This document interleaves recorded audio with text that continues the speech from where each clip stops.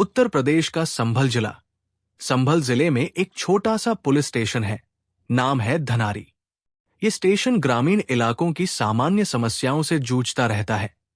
चोरी, झगड़े, जमीन के विवाद। लेकिन एक दिन यहां की शांति में एक अजीबोगरीब घटना ने दखल दिया। एक आदमी, नाम राजपाल, भागता हुआ, हामफता हुआ, परेशान हाल में पुलिस स्टेशन पहुंचा। उसके चेहरे पर डर साफ झलक रहा था।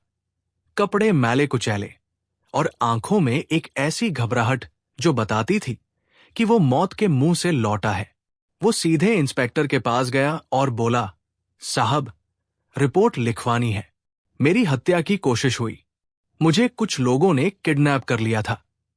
पुलिस वाले हैरान हुए। राजपाल एक साधारण ग्रामीण था। न कोई अमीर घराना, न कोई पुरानी दुश्मनी जो उन्हें पता हो। वो गांव में रहता था, खेती बाड़ी करता था और जीवन की साधारण दिनचर्या जीता था। पुलिस ने उसे बैठाया, पानी पिलाया और पूछा, भाई, क्या मामला है? किसने किडनैप किया? क्यों किया? क्या कोई रंजिश है या फिरौती मांग रहे थे? राजपाल ने गहरी सांस ली और अपनी कहानी शुरू की। लेकिन जो उसने बताया वो किसी फिल्म की स्क्रिप्ट जैसा लगता था। अंधविश्वास, तंत्र मंत्र और एक ऐसी मान्यता जो गांव देहात में सदियों से चली आ रही है। राजपाल ने बताया कि वो उल्टा पैदा हुआ था। अब उल्टा पैदा होना क्या होता है? चिकित्सकीय भाषा में इसे ब्रीच बर्थ कहते हैं, जहां बच्चा सामान्य तरीके से सिर पहले नहीं बल्कि पैर या नितंब पहले बाहर आता है। ये एक सामान्य जन्म कॉम्प्लिकेशन है जो दुनिया भर में लाखों बच्चों के साथ होता है।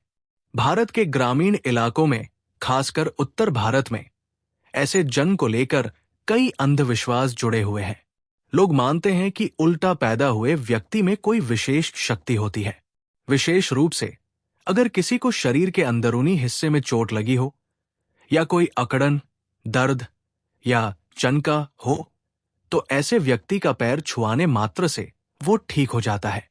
गांवों में इसे लात मरवाना कहते हैं, मतलब उल्टा पैदा हुए व्यक्ति से पैर लगवाकर दर्द दूर करना। राजपाल के साथ भी यही होता था। उसके गांव और आसपास के इलाकों में उसकी ये विशेषता मशहूर थी।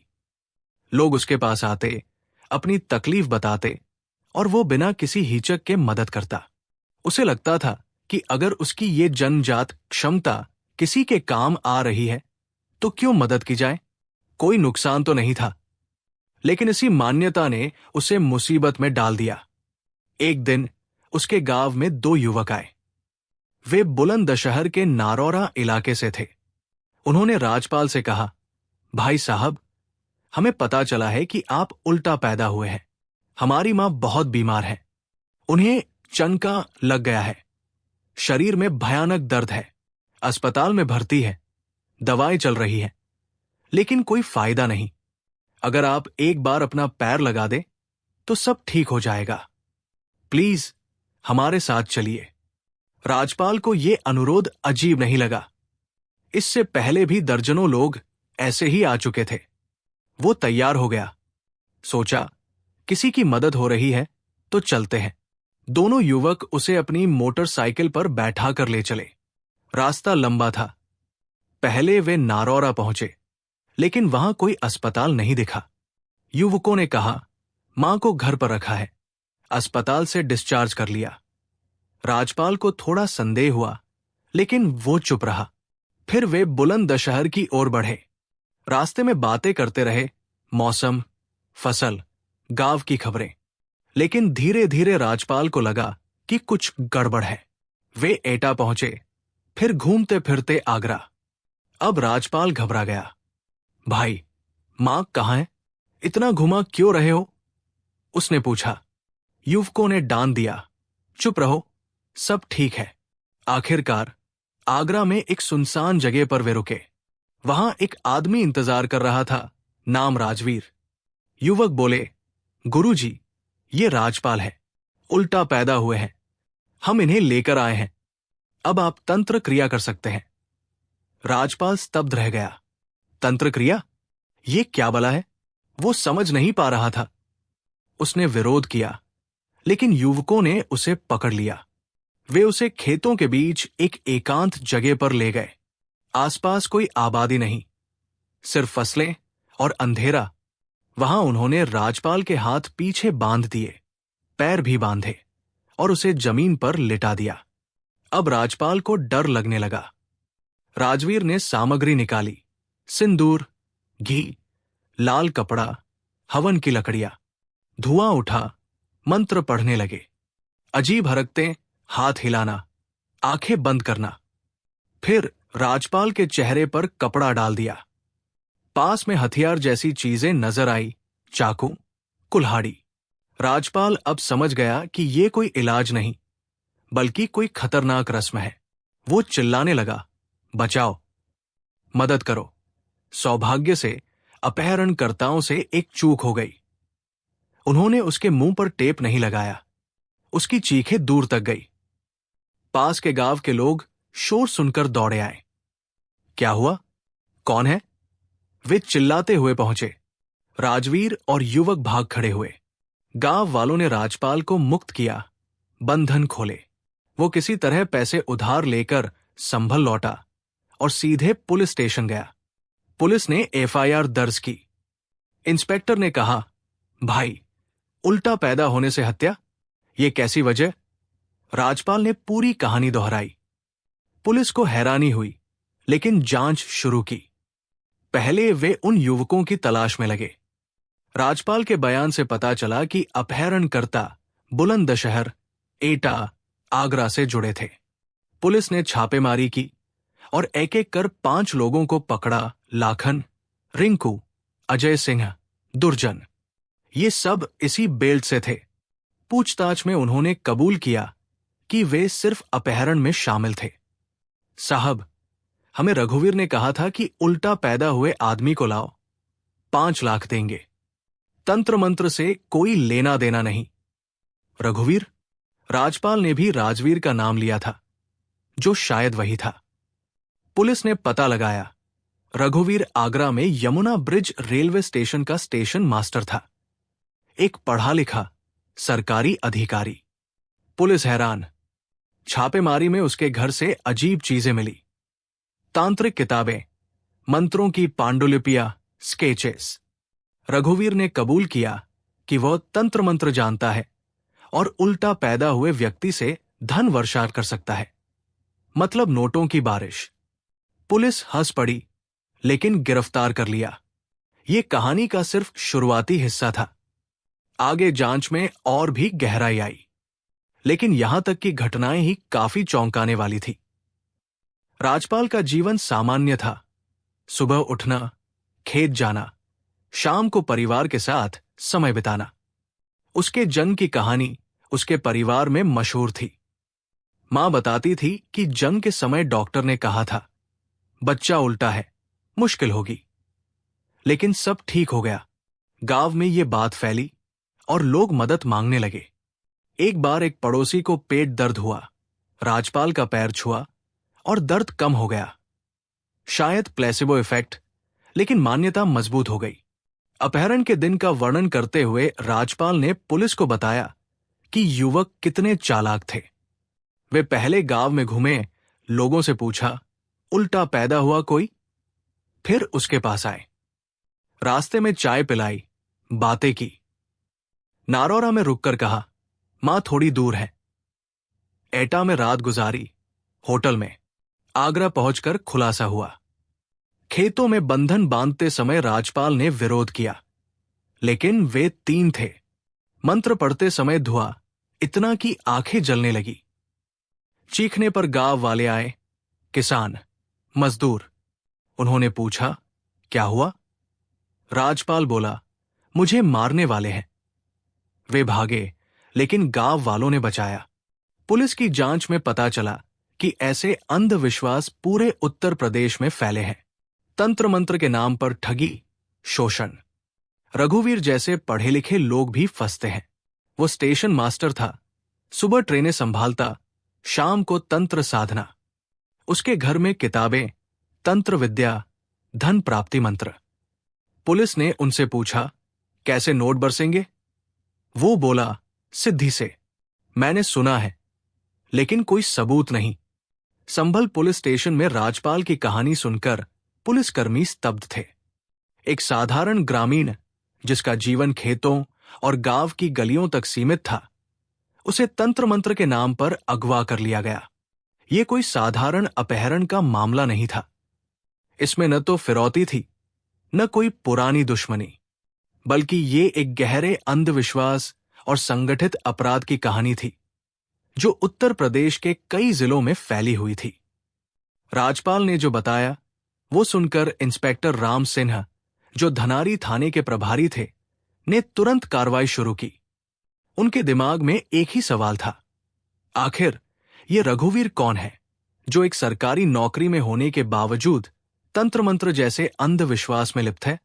और क्या ये सिर्फ एक व्यक्ति का खेल है या इसके पीछे कोई बड़ा रैकेट? पुलिस ने राजपाल के बयान के आधार पर अपनी जांच शुरू की। राजपाल ने बताया कि उसे 2 युवकों ने बुलंदशहर के नारौरा से एटा, फिर आगरा तक घुमाया। आगरा में एक सुनसान खेत में उसे बांधा गया, जहां राजवीर नाम का व्यक्ति तांत्रिक कर्मकांड कर रहा था। पुलिस ने पहले उन 2 युवकों की तलाश शुरू की जिन्होंने राजपाल को बहलाया था। पूछताछ के लिए गांव वालों से बात की गई जिन्होंने राजपाल को बचाया था। गांव वालों ने बताया कि 3 लोग थे, 2 युवक और एक अधेड़ उम्र का आदमी जो मंत्र पढ़ रहा था। वे अंधेरे में भाग गए थे, लेकिन एक गांव वाले ने एक मोटरसाइकिल का नंबर देख लिया था। यह पुलिस के लिए पहला सुराग था। मोटरसाइकिल का नंबर ट्रेस करने पर पता चला कि वो बुलंदशहर के एक युवक लाखन के नाम पर रजिस्टर्ड थी। पुलिस ने तुरंत बुलंदशहर में छापेमारी की। लाखन को उसके घर से पकड़ा गया। वो घबराया हुआ था, लेकिन पुलिस की सख्ती के सामने टूट गया। उसने कबूल किया कि वो और उसका दोस्त रिंकू राजपाल को अपहरण करने में शामिल थे। उनके साथ अजय सिंह और दुर्जन नाम के 2 अन्य लोग भी थे जो रस्सियों और तांत्रिक सामग्री का इंतजाम करने में मदद कर रहे थे। लाखन ने बताया, साहब, हमें रघुवीर ने कहा था कि एक उल्टा पैदा हुए आदमी को लाओ। वो तंत्र क्रिया के लिए चाहिए। बदले में 5 लाख रुपए मिलेंगे। ये सुनकर इंस्पेक्टर राम सिंह हैरान रह गए। 5 लाख रुपए सिर्फ एक आदमी को अगवा करने के लिए, और वह भी उल्टा पैदा होने की वजह से? लाखन ने आगे बताया कि रघुवीर आगरा में यमुना ब्रिज रेलवे स्टेशन का स्टेशन मास्टर है। ये जानकारी पुलिस के लिए और भी चौंकाने वाली थी। एक क्लास 1 ऑफिसर जो दिन में ट्रेनों की आवाजाही संभालता हो, रात में तंत्र मंत्र के चक्कर में?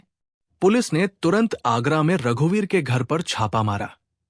रघुवीर अकेला रहता था। उसका परिवार अगर था भी तो उस समय वहां नहीं था। घर का मंजर देखकर पुलिस दंग रह गई। दीवारों पर अजीबोगरीब स्केचेस, त्रिशूल, कपाल और कुछ प्राचीन प्रतीक। एक कोने में तांत्रिक किताबें, तंत्र साधना, धन प्राप्ति मंत्र, सिद्धि विद्या। एक मेज पर सिंदूर, घी, लाल कपड़ा और कुछ अजीब सी मूर्तियां। रघुवीर को हिरासत में लिया गया। पूछताछ में उसने बलि देने की बात से साफ इंकार किया। साहब, मैं कोई हत्या नहीं करने वाला था। यह तो धनवर्षा की साधना थी। पुलिस ने पूछा, धनवर्षा, ये क्या बला है? रघुवीर ने बड़े आत्मविश्वास से कहा, मैंने सुना है कि अगर सही तंत्र क्रिया की जाए, खासकर उल्टा पैदा हुए व्यक्ति के साथ, तो नोटों की बारिश हो सकती है। आसमान से पैसे बरसते हैं। मैंने कई लोगों को ऐसा करते देखा है।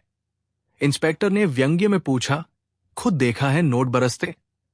रघुवीर चुप हो गया, फिर बोला, मैंने नहीं, लेकिन मुझे प्रोसेस पता है। उसने अपने घर में कुछ तांत्रिक हरकतें दिखाने की कोशिश की। मंत्र पढ़े, धुआ किया, लेकिन पुलिस ने इसे अंधविश्वास करार दिया और उसे गिरफ्तार कर लिया। रघुवीर की निशानदेही पर पुलिस ने और लोगों को पकड़ा। इस रैकेट में 14 से 15 लोग शामिल थे। चौंकाने वाली बात यह थी कि ये सभी साधारण लोग नहीं थे। इनमें एक माइक्रोबायोलॉजी में पोस्ट ग्रेजुएट व्यक्ति था जो अब इस धंधे में लिप्त था। एक पतंजलि स्टोर का मालिक, जो दिन में आयुर्वेदिक प्रोडक्ट्स बेचता था, रात में तांत्रिक बन जाता था। कुछ प्रभावशाली और संपन्न लोग भी थे जिनकी समाज में इज्जत थी, लेकिन ये सभी अंधविश्वास में डूबे हुए थे। पुलिस ने इनके मोबाइल फोन और इलेक्ट्रॉनिक डिवाइस जब्त किए। जब इनकी जांच की गई तो पुलिस के होश उड़ गए। इन डिवाइसेस में 300 से ज्यादा लड़कियों के न्यूड वीडियो और फोटोग्राफ्स मिले। कुछ तस्वीरों में लड़कियां तांत्रिक कर्मकांडों में शामिल थी। कुछ जमीन पर लेटी हुई, कुछ के हाथ पैर बंधे हुए। एक वीडियो में एक लड़की पूरी तरह न्यूड थी, ठीक वैसे ही जैसे राजपाल को बांधकर लिटाया गया था। लेकिन राजपाल के कपड़े नहीं उतारे गए थे, जबकि इस लड़की के कपड़े उतार दिए गए थे। पास में 2 कार्टन बॉक्स थे जिनमें नकली नोट भरे हुए थे, ताकि लगे कि धन वर्षा हो रही है। तांत्रिक सामग्री, सिंदूर, हवन कुंड, लाल कपड़ा सब मौजूद था। पुलिस ने पूछा, ये लड़कियों का क्या रोल है? रघुवीर और उसके साथियों ने बताया कि धन वर्षा के लिए कुंवारी लड़कियों की जरूरत होती है, लेकिन सिर्फ कुंवारी होना काफी नहीं था। उनके लिए 20 से 25 मानदंड थे, जैसे लड़की की हाइट 5 फीट 4 इंच से ज्यादा होनी चाहिए, उम्र 18 से 25 के बीच, कभी गाय या सुअर का मांस न खाया हो, और सबसे जरूरी वर्जिन होनी चाहिए। इसके अलावा कुछ अजीब शर्तें, जैसे प्राइवेट पार्ट पर तिल होना या न होना, पीरियड्स का समय। ये सवाल इतने व्यक्तिगत थे कि कोई तीसरा व्यक्ति इसका जवाब नहीं दे सकता। तांत्रिक इन शर्तों को पूरा करने वाली लड़कियों को ढूंढते थे और अपने चेलों को जिम्मेदारी देते थे कि ऐसी लड़कियों को बहला फुसला कर लाएं। पुलिस को यह भी पता चला कि ये तांत्रिक लड़कियों का यौन शोषण करते थे। उन्हें प्रसाद के नाम पर नशीली दवाएं दी जाती थी, जिससे वे बेहोश हो जाएं। फिर उनके साथ छेड़छाड़, बलात्कार जैसी हरकतें की जाती थी। कुछ मामलों में लड़कियों को तंत्र क्रिया के लिए राजी किया जाता था, लेकिन बाद में उनका शोषण होता था। जब धन वर्षा नहीं होती थी, तांत्रिक दोष लड़कियों पर डाल देते। इसने कोई शर्त पूरी नहीं की, जरूर इसने मांस खाया होगा या इसका कोई रिलेशन रहा होगा। इस तरह वे अपनी नाकामी छुपाते और ठगी का धंधा चलाते रहते थे। पुलिस ने जब इस रैकेट की तह तक जाना शुरू किया तो पता चला कि यह सिर्फ अपहरण या ठगी का मामला नहीं था।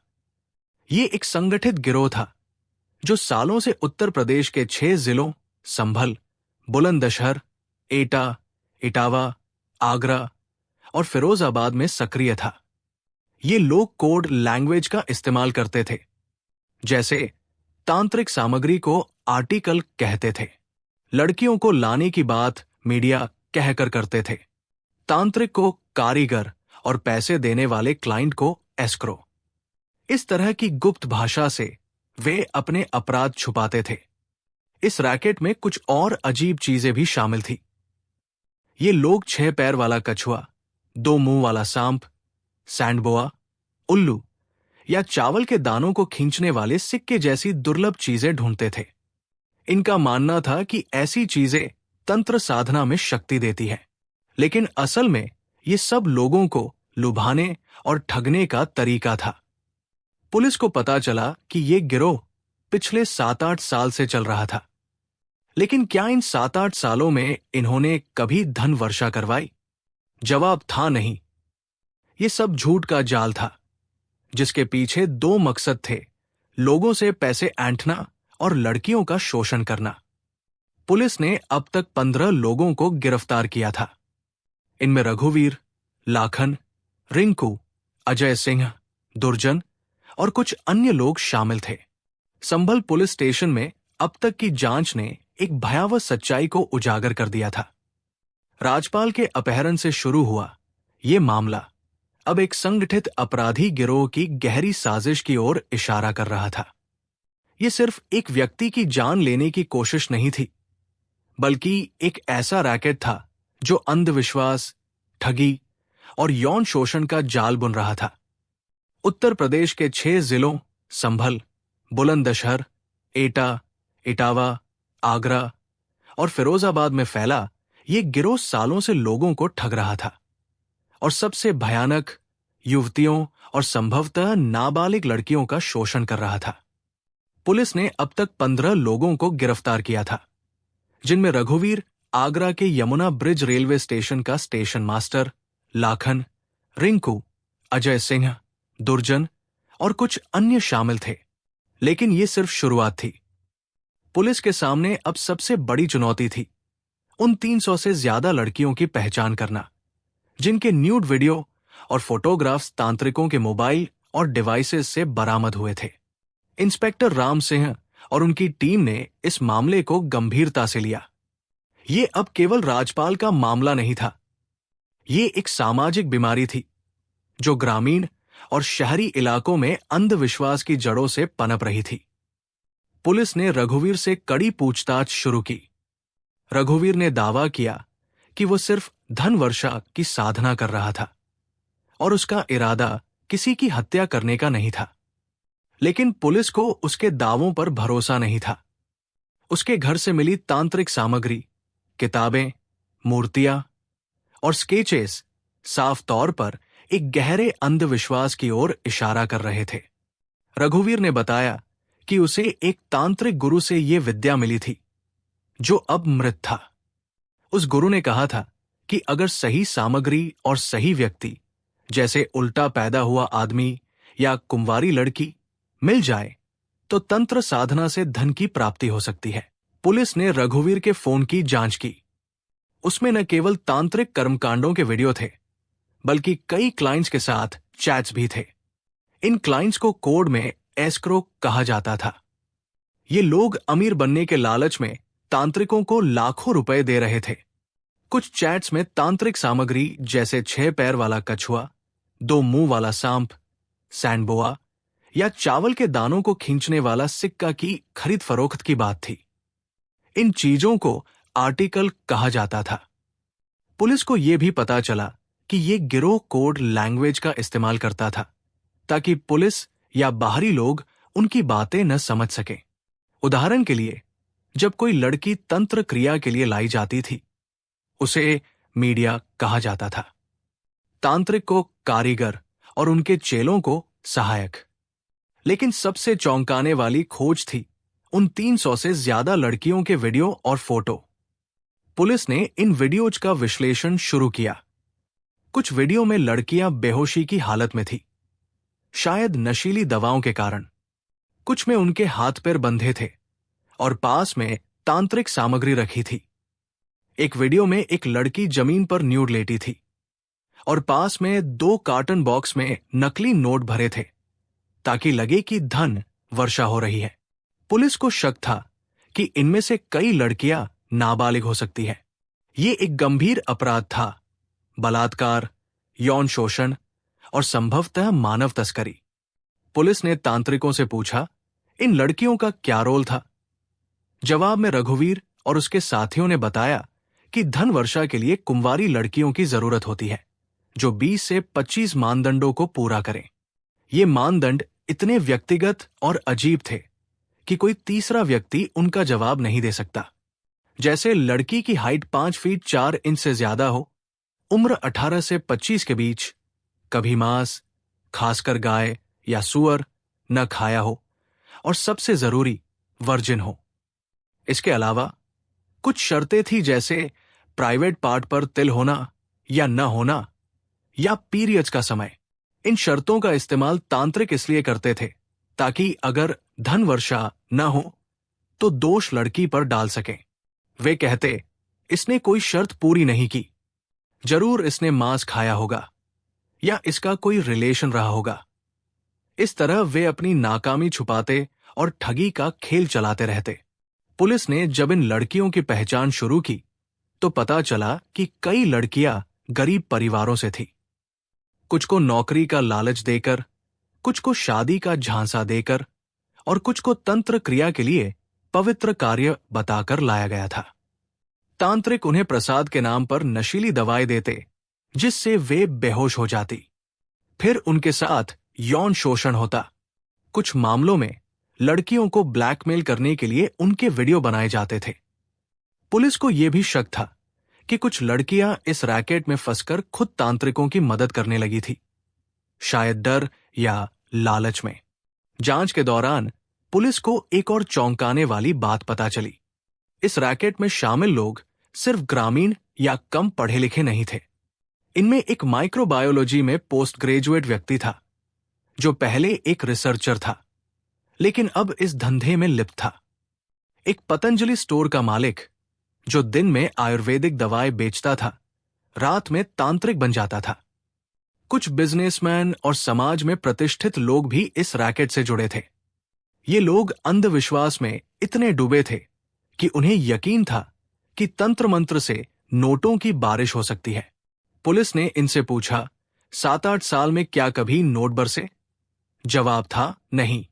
लेकिन फिर भी ये लोग इस धंधे में लगे रहे, क्योंकि ठगी और शोषण से उन्हें मोटा मुनाफा हो रहा था।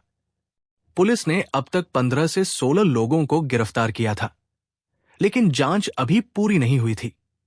इन तांत्रिकों के पास से बरामद सामग्री में कुछ और अजीब चीजें थी, जैसे उल्लू की हड्डियां, सांप की खाल और कुछ तथाकथित जादुई सिक्के।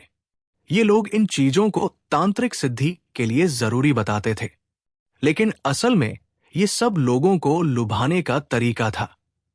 पुलिस ने यह भी पता लगाया कि ये रैकेट सिर्फ उत्तर प्रदेश तक सीमित नहीं था। कुछ सुराग हरियाणा और राजस्थान की ओर भी इशारा कर रहे थे। लेकिन सबसे जरूरी काम था उन लड़कियों की पहचान और उनकी सुरक्षा। पुलिस ने एक विशेष टीम बनाई जो इन वीडियोज में दिख रही लड़कियों की पहचान करे। कुछ लड़कियों के परिवारों तक पहुंचा गया, लेकिन कई परिवारों ने डर के मारे बात करने से इनकार कर दिया। ग्रामीण समाज में, खासकर ऐसी घटनाओं में, परिवार अपनी बेटियों की बात सार्वजनिक नहीं करना चाहते। लेकिन पुलिस ने हार नहीं मानी। उन्होंने महिला पुलिस कर्मियों को शामिल किया ताकि पीड़ित लड़कियां खुलकर अपनी बात कह सकें। कुछ लड़कियों ने बताया कि उन्हें नौकरी या पैसों का लालच दिया गया था। कुछ को धमकी दी गई थी कि अगर उन्होंने विरोध किया तो उनके वीडियो वायरल कर दिए जाएंगे। इस मामले ने न केवल पुलिस को बल्कि पूरे समाज को झकझोर दिया। संभल और आसपास के जिलों में लोग इस रैकेट की खबर सुनकर हैरान थे। कुछ लोग अंधविश्वास पर सवाल उठाने लगे, तो कुछ अभी भी मानते थे कि तंत्र मंत्र में कुछ सच्चाई हो सकती है। पुलिस ने स्थानीय समुदायों के साथ मिलकर जागरूकता अभियान शुरू किया। स्कूलों और पंचायतों में बताया गया कि तंत्र मंत्र के नाम पर ठगी और शोषण हो रहा है। लोगों से अपील की गई कि वे ऐसी बातों पर भरोसा न करें। राजपाल, जिसके अपहरण से ये सब शुरू हुआ था, अब सुरक्षित था, लेकिन उसका मन अभी भी डरा हुआ था। वो अपने गांव में अब पहले जैसा खुलकर नहीं रह पाता था। उसे डर था कि कहीं कोई और तांत्रिक उसे फिर निशाना न बना ले। पुलिस ने उसे सुरक्षा का भरोसा दिया और उसके गांव में कुछ समय के लिए गश्त बढ़ा दी। ये कहानी सिर्फ एक अपराध की नहीं, बल्कि एक सामाजिक समस्या की है। अंधविश्वास, गरीबी और अशिक्षा ने इस रैकेट को पनपने का मौका दिया। पढ़े लिखे लोग जैसे रघुवीर भी इस जाल में फंस गए। पुलिस की जांच अभी जारी थी और वे इस रैकेट के हर पहलू को उजागर करने के लिए प्रतिबद्ध थे।